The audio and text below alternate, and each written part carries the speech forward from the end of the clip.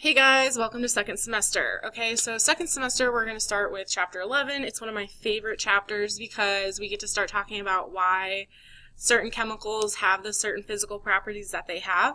But before we get there, we kind of have to backtrack a little bit to physical science and talk a little bit about gas, liquid, and solids, particularly what they look like at a molecular level and why they move and have the certain properties that they have. Okay, so let's go back to our definition, our physical science definition of a gas, a liquid, and a solid.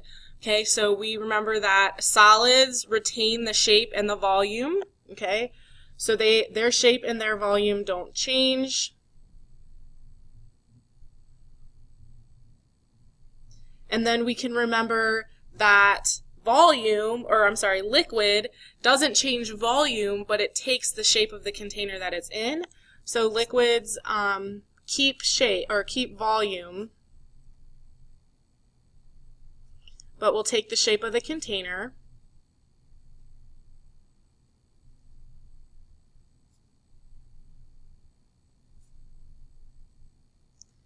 And then we remember that gases then are wild childs, right?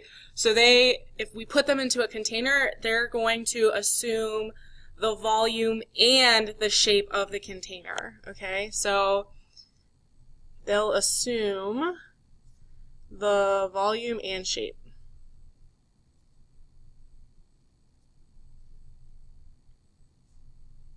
So because of this, each one of these guys can have different sort of things that happen at the molecular level because of the way that they take either the shape of the container, don't take the shape of the container, keep their volume, don't keep their volume.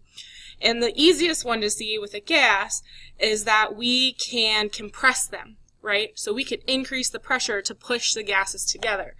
So gases, we call them compressible. I hope I spelled that right. Compressible because you can apply pressure to them and they'll take up less space of the container. Okay, so liquids are not compressible, so we would call them incompressible because they don't do well with pressure applied. You're not going to decrease the volume of the liquid. So then if liquids can't be compressed, then neither can solids. Okay, so solids are also incompressible. And then the next thing that we're going to talk about is how they can flow. Okay, so gases can flow. You've seen liquids flow. Solids obviously do not flow. Okay, so now let's take a gander down here at the molecules that I have on your notes. Okay, so you'll see we have gas, liquid, solid. Okay, moving from a gas to a liquid and a liquid to a solid, you can do that by either putting energy in or taking energy out from the molecules. Now, if you remember, the more energy that a molecule has, the more it'll move, which means that's going to help us change states of matter. Okay? So, for example, water is a liquid at room temperature because room temperature is just enough energy for the molecules to move in the flowy-like nature. If you take energy out and you drop it down to 0 degrees Celsius, you're no longer allowing those molecules to move. They've slowed down. They're now vibrating next to each other. Okay? So to move from a liquid to a solid, you have to remove energy or you have to cool it down. And then to go backwards, so we're removing energy. So then to go backwards from a solid to a liquid, you have to put energy in so those molecules can start moving again. So we're going to have to heat or add energy. And then we can do the same thing going from a liquid to a gas and a gas to a liquid. Okay? Gases have the most energy. They move around the most. So in order to move from a liquid to a gas, you have to apply heat. So again, you have to put energy in. But not only that, in order to turn it from a liquid, you don't just have, sometimes you can heat it, but you can also reduce pressure. Okay? So if you reduce pressure, that can also turn it into a gas. Where if I'm going the other way, if I'm cooling, excuse me, I can increase pressure because if I'm applying pressure, I'm pushing the molecules closer to each other and they don't have as much room to move, okay? So, or we can increase pressure. Okay, so that's kind of like our intro. The next section is section 11.4. It's this thing called phase changes.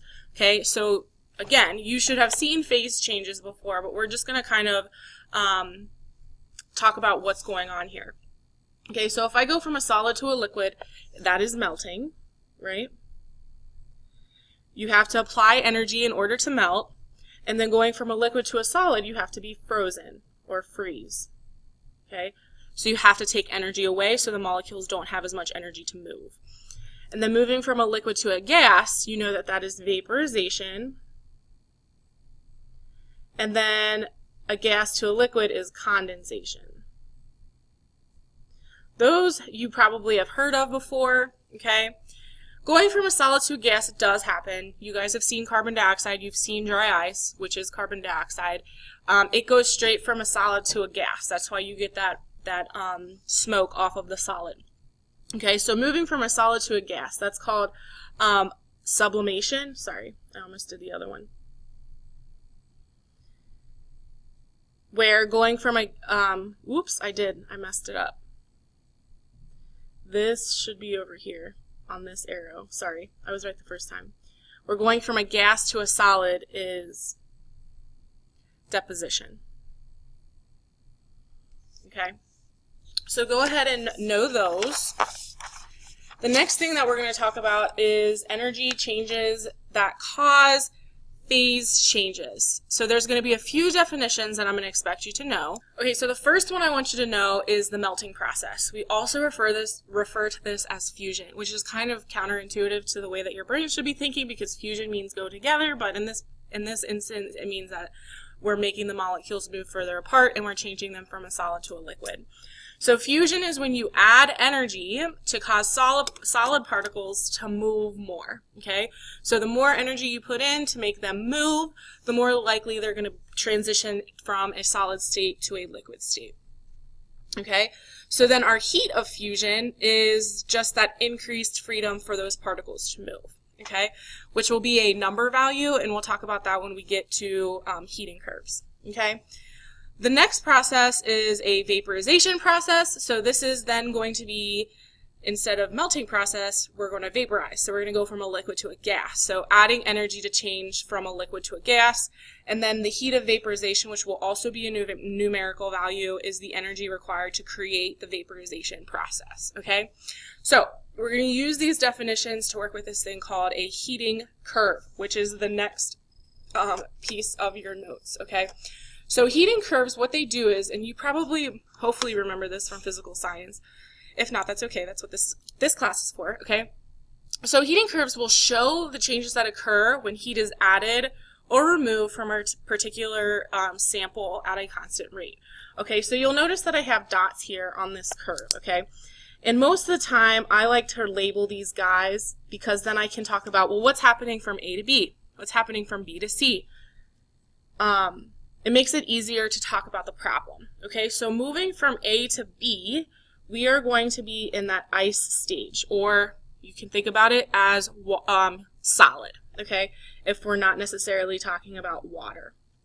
Okay, so then moving from B to C, you'll notice that it's moving across the x-axis, which is heat added, but it's staying at 0 degrees Celsius, because if we're talking about ice or water being frozen, I'm not just going to be able to say at 0 degrees Celsius, if I input 1 kilojoule of energy, it's automatically going to turn into a liquid. That's not how it works, okay?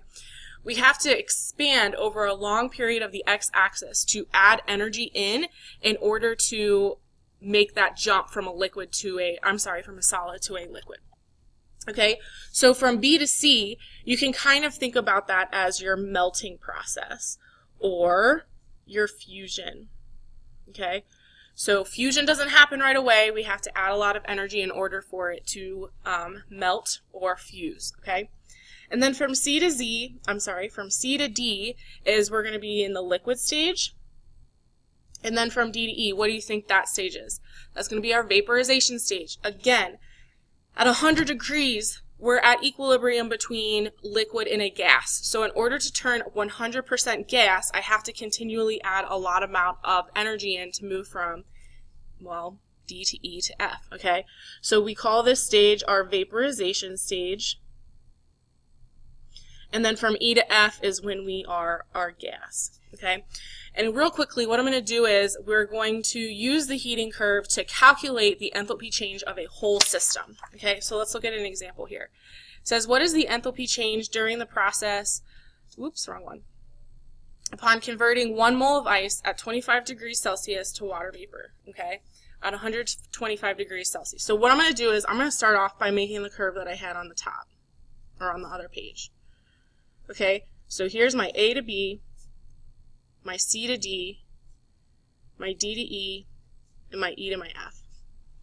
Okay, so basically what this question is saying is I'm starting all the way down here at A at negative 25 degrees Celsius with ice, okay, and it wants me to go all the way up here to 125 degrees Celsius when I'm 100% a gas, okay.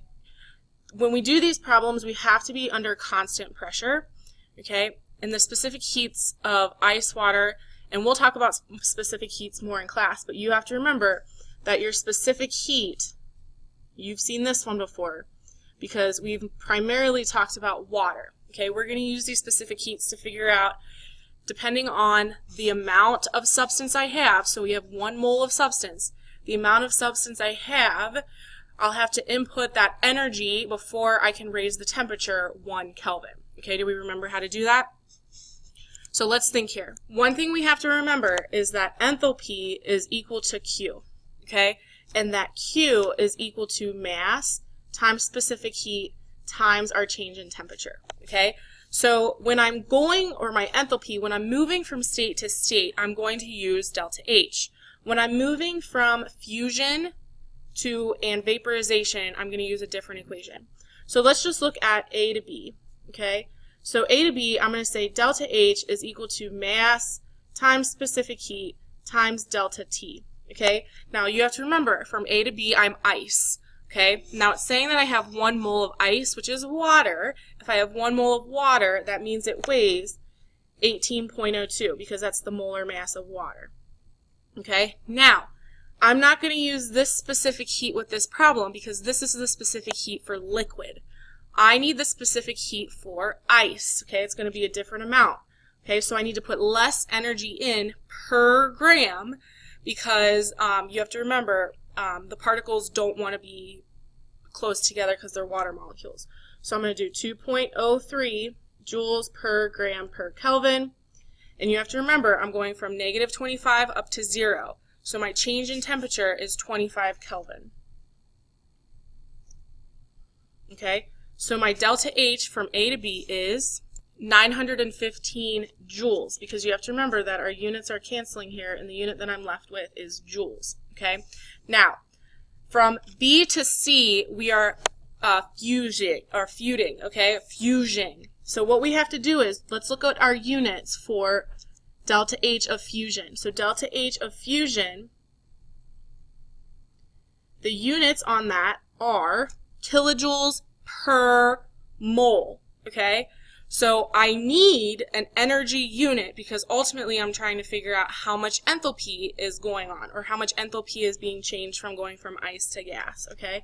So what I have to say is 1 mole of water, because that's what I started with, times my 6.01 kilojoules per mole, okay, is just going to be 6.01 kilojoules, because moles will cancel, okay? Now you'll notice I have to keep going, okay? So now I have to go from C to D, D to E, and E to F, okay? And then when I'm done, I have to add those all together, and then that is going to be the overall enthalpy change from my ice at negative 25 degrees Celsius to gas at 125 degrees Celsius, okay? So we'll finish going over this one in class, and then we'll do a couple of practice ones together. Thanks, guys.